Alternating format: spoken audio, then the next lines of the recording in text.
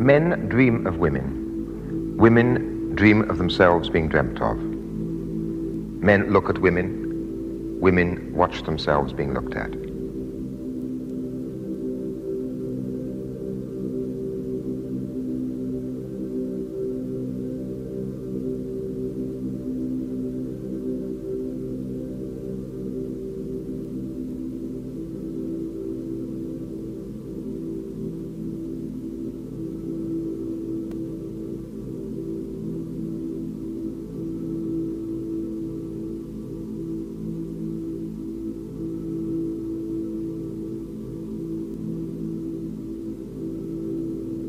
Women constantly meet glances which act like mirrors, reminding them of how they look or how they should look. Behind every glance is a judgment. Sometimes the glance they meet is their own, reflected back from a real mirror.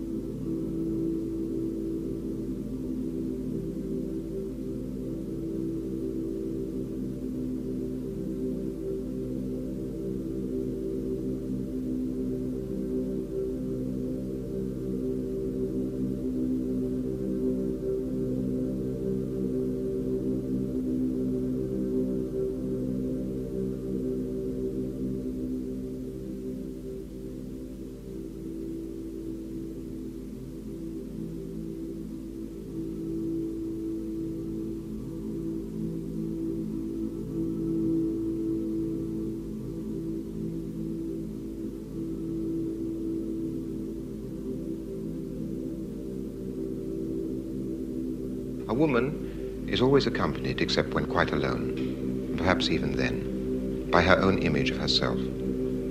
While she is walking across a room or weeping at the death of her father, she cannot avoid envisaging herself walking or weeping. From earliest childhood, she is taught and persuaded to survey herself continually. She has to survey everything she is and everything she does, because how she appears to others, and particularly how she appears to men, is of crucial importance for what is normally thought of as the success of her life.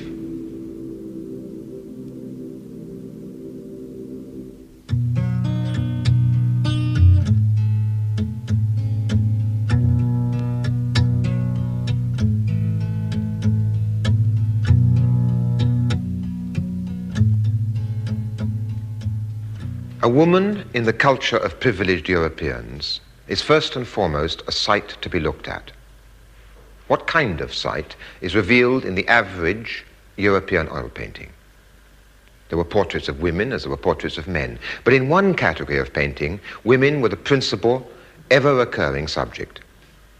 That category was the nude. In the nudes of European painting, we can discover some of the criteria and conventions by which women were judged. We can see how women were seen. What then is a nude?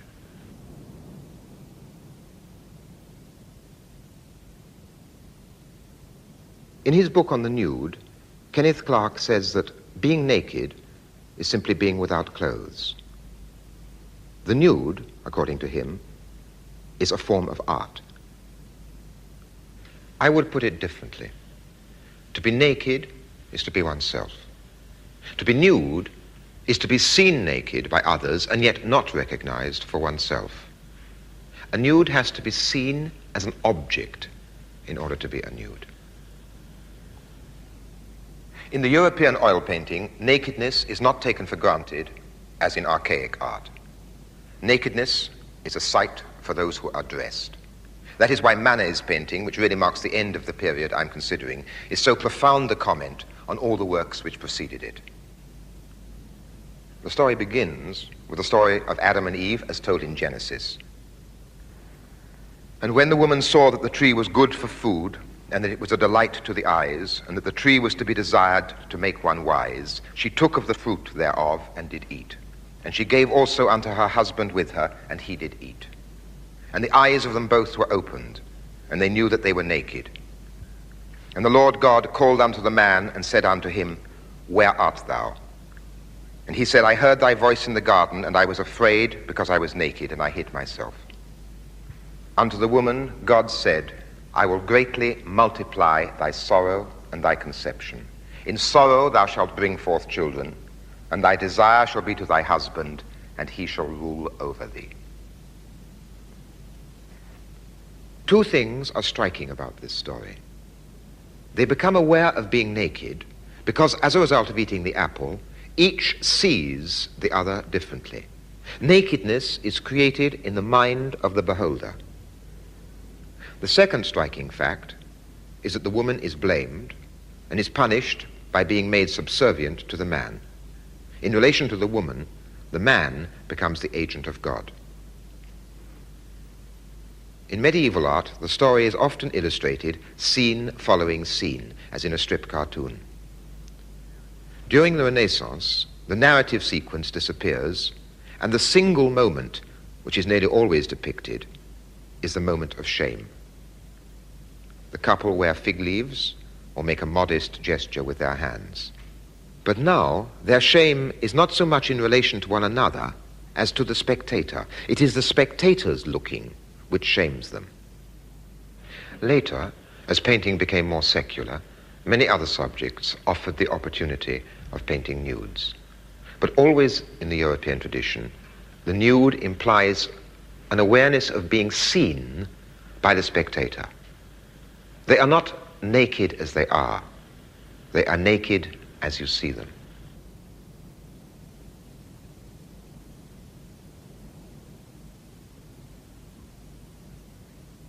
Often, as with the favorite subject of Susanna and the elders, this is the actual theme of the picture. We join the elders to spy on her. She looks back at us looking at her. Sometimes the woman, Susanna, looks at herself in a mirror, picturing to herself how men see her. She sees herself first and foremost as a sight, which means a sight for men. Thus, the mirror became a symbol of the vanity of women. Yet the male hypocrisy in this is blatant. You paint a naked woman because you enjoy looking at her. You put a mirror in her hand, and you call the painting vanity, thus morally condemning the woman whose nakedness you have depicted for your own pleasure, and thus, incidentally, repeating the biblical example by blaming the woman.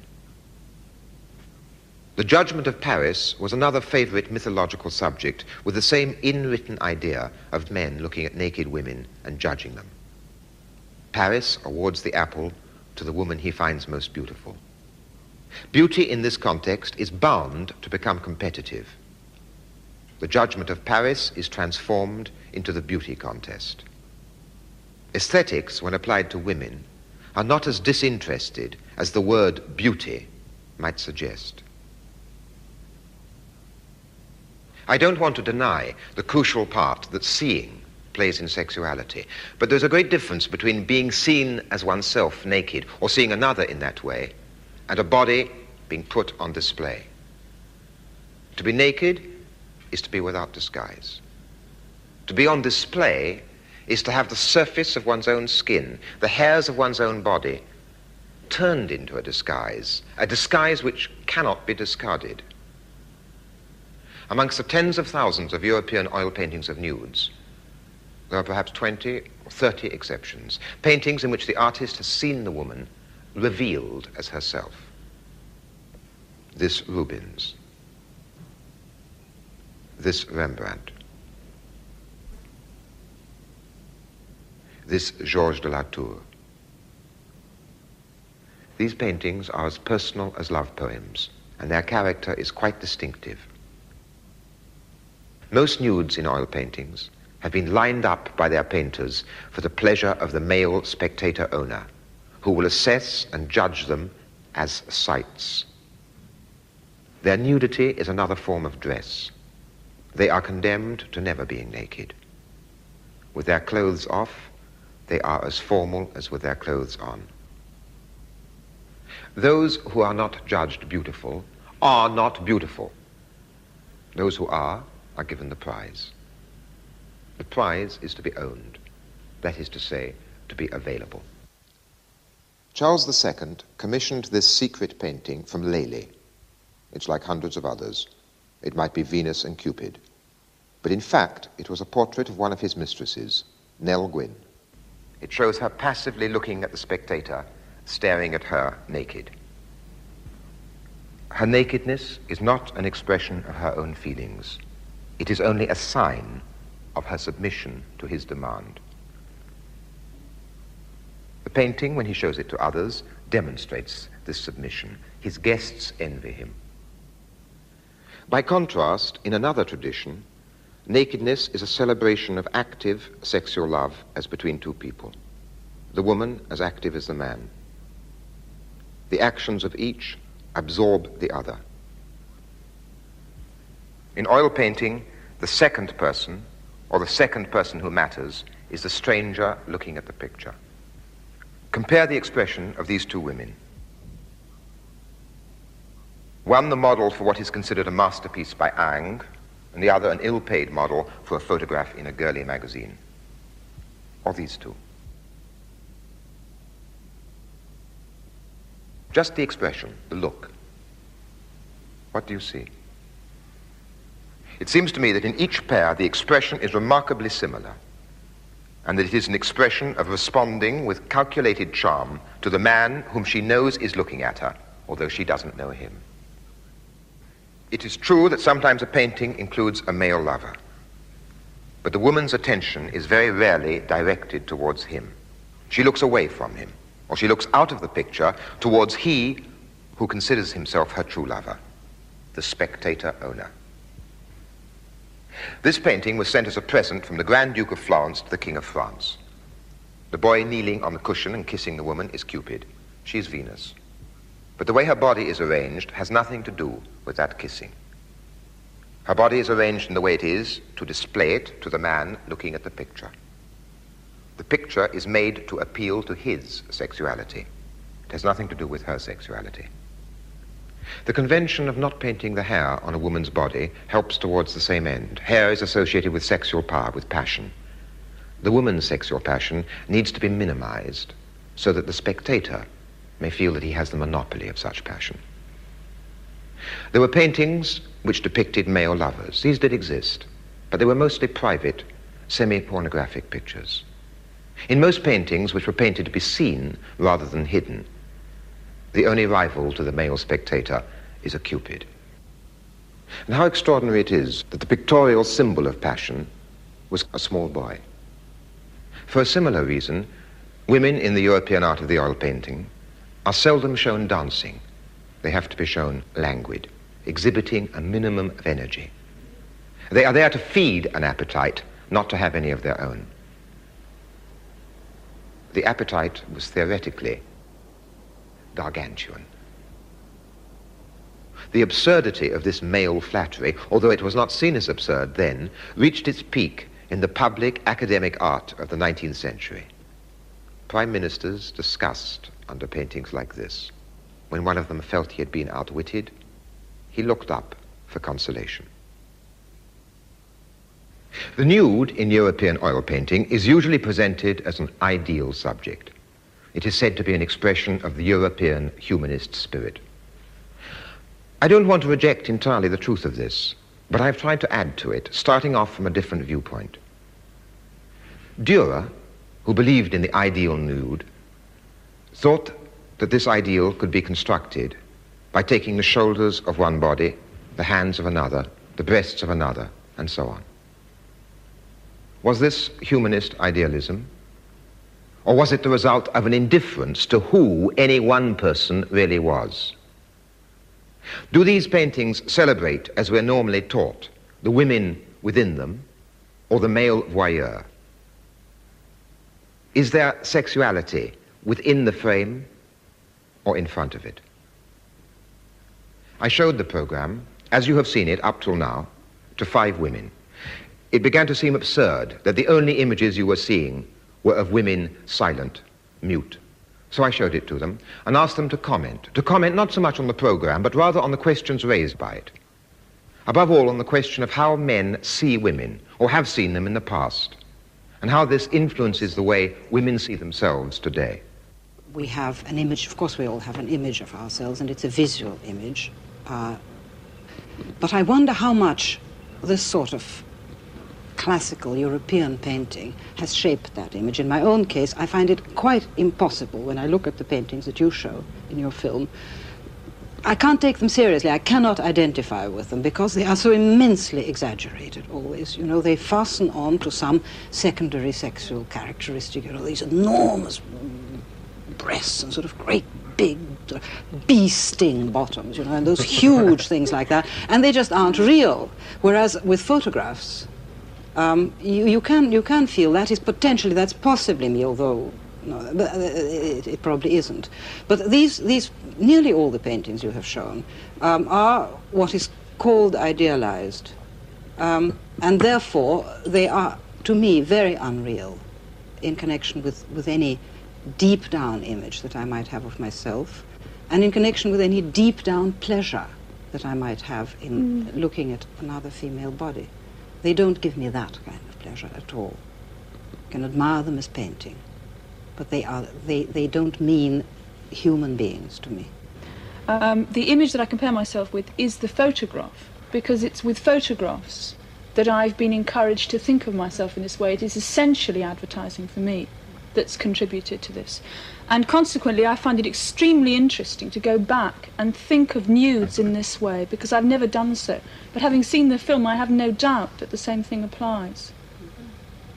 And do you find the nudes in painting unreal in the same way? Yes. Well, you can't get any information from it, can you? There's no guide towards the future. I mean, what kind of information is lacking? Oh, well, activity, you know, dynamism, anything. It is how someone sees you, and that's all. It's something laid upon you. I'm glad you showed the Manny picture, because I always find this extremely shocking, you know, because the men are dressed and the women are naked, and this seems to me to sum up the whole situation. It's a humiliating position, and these women are aware of being humiliated. And I think this is part of the whole scheme of things. I mean, as most people have had at some stage in their life sort of nightmares about running through the streets with nothing on and everybody else is dressed. And this seems to me one element in the pictures. A very interesting thing you said in the film was about how nudity was really a kind of disguise. It wasn't the real person themselves and free, but it was just another garment they were wearing, and worse than a garment in a sense, because it's something that you can't take off. This comes, I think, from nudity being combined with a pose, and that's inevitable if you're going to have a painting of a model. In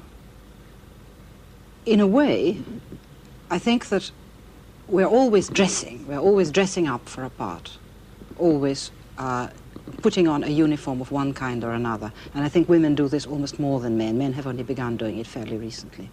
Women are always dressing to show the kind of character that they want to represent: the mother, the working woman, the pretty young chick. And nudity is a uniform, in a way, for I'm ready now for sexual pleasure. You see, and so it doesn't. You can't identify being nude with being free. I've only just recently read that book Histoire d'eau, which describes the way in which a woman is reduced for the sexual pleasure of the man she's in love with to a complete object. And what struck me in all that book as the most impressive image was the fact that she was told that she was never to touch her own breasts, to entirely close her mouth, or to put her legs together. And so the whole point about her stance all the time was that she was available. And the sense of being available, the sense of waiting for other people, is the very antithesis of action. And just like the Brook Street Bureau advertisement, Tony hasn't rung, you know, he's 3 minutes late in ringing. And you feel this whole situation, the number of women you talk to who say, I stay in so many nights a week waiting for somebody to ring, you know, that the concept of availability implies passivity, because if you're simply waiting for somebody else to act, then you can't act yourself. Yes, it's like you will awake when a man taps you, you know, when a man kisses you, you will arise and get off your bed. But really it's an excuse to get yourself going. I think women are too shy. You know, they're waiting too long. Yes, yes. Could I say something there about narcissism? I think that both men and women are narcissistic, but in different senses. And I think that sometimes I have the impression that men and women are tremendously narcissistic and cut off from each other by their images of themselves, but that whereas a woman's image of herself is derived directly from other people, the mirror you're talking about, a man's image of himself is derived from the world. That is, it's the world that gives him back his image because he acts in it. And you know, women are drawn to him as a source, as a centre of activity, and as a source of worth. I mean, since he is in the world, the fact that he values her is important. And so because their sort of centres of narcissism are different, and the woman's is essentially only related to the other person, she's in a much more passive position than he is in relation to it. Yes. Do you see narcissism as essentially a negative or positive phenomenon? Well, I think that's very difficult to answer, but in the sense that it is related to identity, it's a positive phenomenon, and it seems to me that what women envy in men a lot of the time is that they have a sense of their own identity, that there is something in them which is important to them, other than simply what other people think of them. And I think that that thing is the product of their interaction with the world, that is, other things and other people. And it's almost as if through this interaction they actually build up a store of worth, a sense of themselves, which is a constant. I mean, it can't be lost. But that because the woman doesn't go out and act, she doesn't create this store. She waits only for the present interaction with a man. Mm-hmm. And that can just end at any moment. There's something here that really I'd like to twist round a little bit, because narcissism is a very sort of pronounced way of stating a relationship to the world, whether it's a man or a woman, isn't it? But this other question, which is contained within it, that doesn't go as far as it as an idea, is this sort of self-delight of a person, whether it's a man or a woman, in life, in what they're doing, in their relationships with men or women. And it's a thing that matters tremendously. And it's not only a kind of inner thing by which you live, but it's a very outer thing by which you gain relationships with your own context in the world that you can't gain any other way. But it's when you have somehow been made so unconscious of yourself that you easily, naturally, sort of compulsively go out to whatever is going on around you. Now, when you're a child, that tends, more than with people, to be other things, doesn't it? Mountains, streams, wherever you go. And then only gradually, as you go on, you make this kind of absolutely necessary contact with people. But I do think that the sort of essence of self-delight as a kind of possible thing in the modern world, and something that fewer women have than men and want and must is the power, the compulsion, not the power, the compulsion to make contact with the world as you are living in it. And when I say that, I don't just mean the people next door or your friends. I simply mean what is going on. Well, I'm not so sure about the delight. I think it's a very double-edged thing. I know, as I suppose I've always known, but I became aware of it in this film, that I have never consciously looked at myself in the mirror and seen myself as I am. I always see the image that I want. I know, and my children notice it, that if I make up my face, I put on a certain expression. From adolescence on, if I've seen myself naked in the mirror, I have not thought of myself as naked, I have thought of myself as a nude. And I think this comes very largely from having been trailed around all the major art galleries in adolescence. You know, this is culture, this is beauty, with a capital B. And of course, up to a point from advertising too, but much more the painting thing. That you think the female body is beautiful. I am a beautiful object. If not, I have to do something about it. And therefore, the painful part of the narcissistic thing is, I think, the feeling of inadequacy.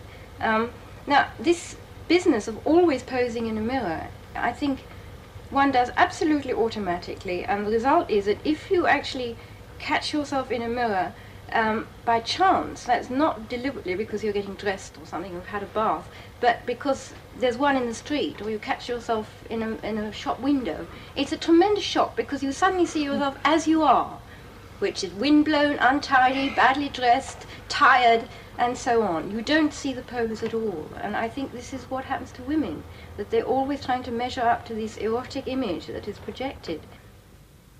There are some paintings, and I think at this moment in particular of one painting, where there's a woman who is wearing a garment. She's not nude, but it is a garment so loose, so comfortable, so easy, and it's my idea very much of what a picture of a woman might be like. I think it's actually before your period almost. It's so long ago. I mean, it's by Lorenzetti. It comes in The Good and Bad Government. It's a fresco. It's very, very old, you know, and it is a picture of a woman who is supposed to represent peace. It's quite extraordinary, but she could be one of the liberated or trying to be liberated young women today. She is at ease, she is relaxed, she is not playing any part at all. She is able to combine pleasure with thought and with dreaming, and she might spring into action at any moment. And for me, she has much, much more to do with nakedness, with oneself, with the truth about oneself than any number of nudes that I've ever seen.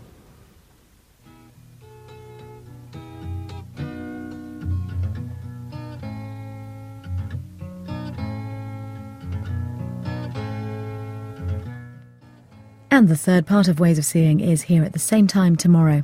Next tonight, Andrew Graham Dixon is at the Tate Modern for an exhibition by Max Beckman.